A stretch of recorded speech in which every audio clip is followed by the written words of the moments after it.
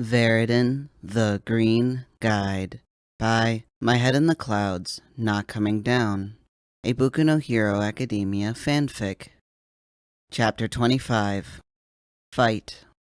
Shoto watched as some cops dragged away the mugger he'd just taken down. Then, using his capture weapon to pull himself up onto the rooftops to look for more problems. He wondered if Viridian would call him today before dismissing the thought. He didn't have to talk to the problem child every night. It's not like he was the kid's dad or anything. He was just about to jump onto the next rooftop when he felt something small and hard bounce off the back of his head. Immediately, he activated his quirk and whirled around. He gripped his capture weapon in preparation to deal with whatever threat had managed to sneak up on him, only to see that it was the damn problem child, smiling brightly and waving at him with a goddamn broken arm. "Kid, is your arm broken?" Okay, so that probably wasn't the best thing to say, considering that the cast was fairly obvious. But sue him, this was the first time he'd seen the kid in over a month, and he'd shown up with an obvious injury. Of course Shota had the right to be a little shocked. And what was the kid doing out with a broken arm? At least the kid had the decency to look embarrassed. Well, not anymore. At least I don't think. The kid tugged on his sleeve in a belated attempt to hide the cast from view. It should be pretty much healed by now. But don't worry, I'm not actually planning on getting into any fights tonight. But, we need to go so that you can get into a fight. Shoto sighed heavily. Lead the way, problem child. The kid smiled and took off. In his defense, Izuku hadn't been looking for a mugging. He'd been planning to find Eraser first thing. But then he heard a scream, and he couldn't just leave it alone. Oh well, he'd just have to talk to Eraser about the bee after the fight. Thankfully, because he'd been looking for him in the first place, the mugging wasn't that far from where he found Eraserhead, so it didn't take long at all for them to reach it. He was about to jump down into the street out of habit when Eraser glared at him. "Stay put, problem child." Izuku laughed sheepishly. I wasn't going to join the fight?" Eraser simply looked at him with a tired skepticism, and Izuku could almost feel him rolling his eyes behind his goggles, but he just sighed and jumped down to take care of the villain. Izuku got out his notebook and started scribbling down the different techniques that he used, most of which Izuku was familiar with from watching previous fights. There was only one guy, and he was obviously a little drunk, so it didn't take long for Eraser to take him down and restrain him. Wait. Now that the villain was restrained, the cops would probably be coming soon to take him in, and Izuku probably shouldn't still be there when they came, seeing as how he was a vigilante and all. Izuku put his notebook back in his pocket and stood up to leave, only to be wrapped in Eraser's capture weapon before he could jump to the next roof. He looked up at Eraser, who was glaring at him with his quirk activated. "Go home, problem child." Izuku couldn't help pouting like a petulant child. "I've hardly left my house in 5 weeks, Eraser. I'm going stir-crazy." "Running around with a broken arm is irrational," Eraser countered. "I've only been outside like 3 times in the last month," Izuku pleaded. Now that he was actually out and running around, he didn't want to go back home. "And one of those times was to go to the grocery store, so it doesn't even count. Please, just let me have this." Eraser simply tightened his capture weapon slightly. "Do I need to escort you home?" "I'm a vigilante, remember?" Izuku pointed out. "I've got a secret identity to protect." Where was all this confidence coming from? Since when did he get so comfortable with Eraser too? Was this sass? Or were they just arguing?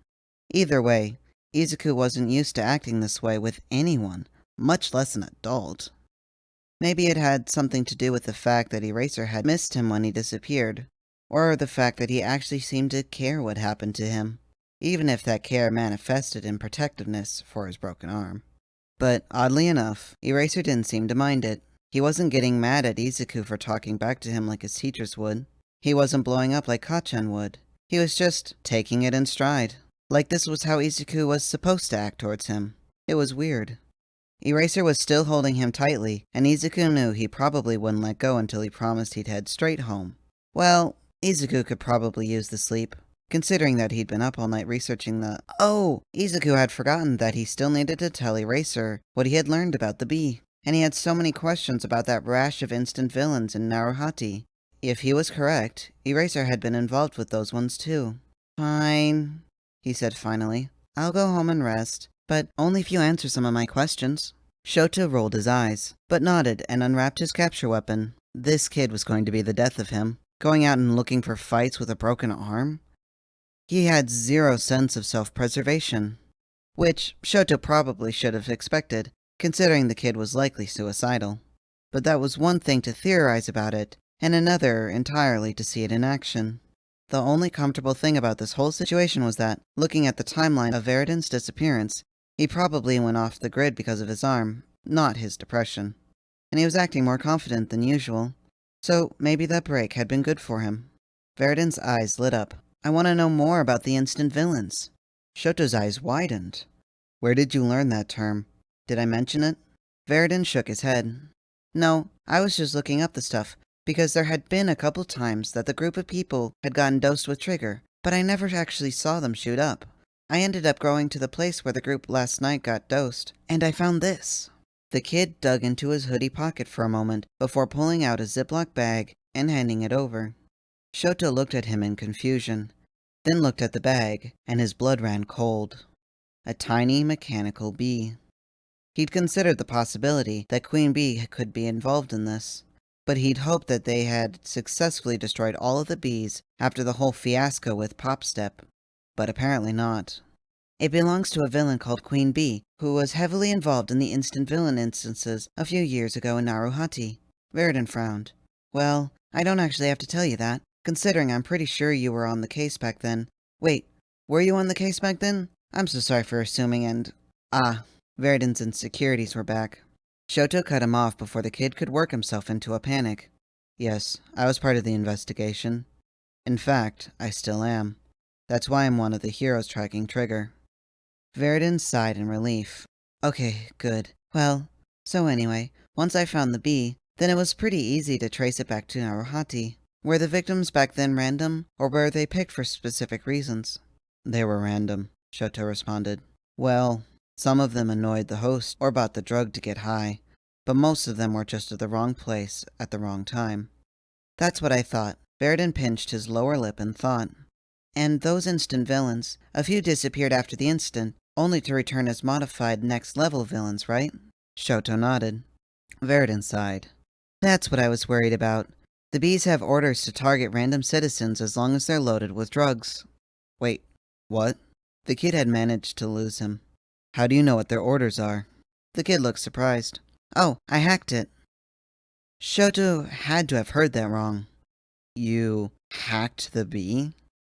It's quirk-related. How did you hack into it? Viridian shrugged. Well, I knew it had to have some way of communicating with the queen when it was alive, and since it seemed to have the characteristics of a robot, I assumed it was communicating wirelessly. Honestly, it was just a lucky guess. Shoto grinned. Knowing the bees could be hacked could be a game-changer. What did you find, kid? Well, most of the files were corrupted when the bees were destroyed. Viridian frowned. Or maybe it had more to do with being cut off from the hive? Well, anyways, I was able to view its directive files, which basically ordered it to target anyone. I'm just concerned because the last time this happened, well, you know, I don't have to tell you because you were there, and the kid was mumbling again. Problem child? Viridian flinched, then took a breath. The last time there was an outbreak of instant villains like this, whoever was behind it seemed to be looking for candidates for next-level villains. But the thing is, it's been months since this started in Mushutafu, and we should have seen at least one next-level villain by now, if they followed their old pattern. But what if next-level villains aren't their ultimate goal, and they were moving on to the next phase of experiments? Shoto swallowed. Then it's possible that these victims are in danger. And when they came back, they'll be permanently modified and even more dangerous. Viridian followed. I had a theory that they were most likely trying to permanently strengthen one's quirk. But that's just a theory. I know that it's probably not feasible to put every instant villain under police protection, but if we just knew what kinds of quirk they were looking for, then... The kid was digging too deep. Shoto didn't know who exactly was behind the villain factory, and he was still really skeptical about the whole all-for-one myth. But he knew they were powerful enough to kidnap a witness out of the police interrogation room, Viridian was a teenager. A smart teenager. A teenager with a death wish and zero sense of self-preservation. But a teenager nonetheless. However valuable the kid's investigation was, his involvement was going to catch the attention of all the wrong people and put him in danger. He had to put a stop to this. Kid, he cut off Viridian's ramblings. I need you to stop looking into this, okay? Viridian looked at him in confusion. Why? You are meddling in things you have no way to understand, Shoto said. If you don't drop this, you're going to only put yourself in danger. But if I can protect people... No! Viridian flinched at his yell. Shoto cursed softly. He shouldn't have done that. The kid obviously had some trauma, and him yelling at him wasn't going to help the kid trust him at all. He forced himself to take a deep breath. Viridian, you're a kid. You should be worried about going to the mall with friends, not about drug rings and kidnappings. Viridian was silent for a long moment. I've never had any friends to worry about. Before Shoto could apologize or ask what he meant by that, the kid was running and jumping to the next rooftop, then disappearing into the shadows. Shoto could only hope that he actually went home like he promised.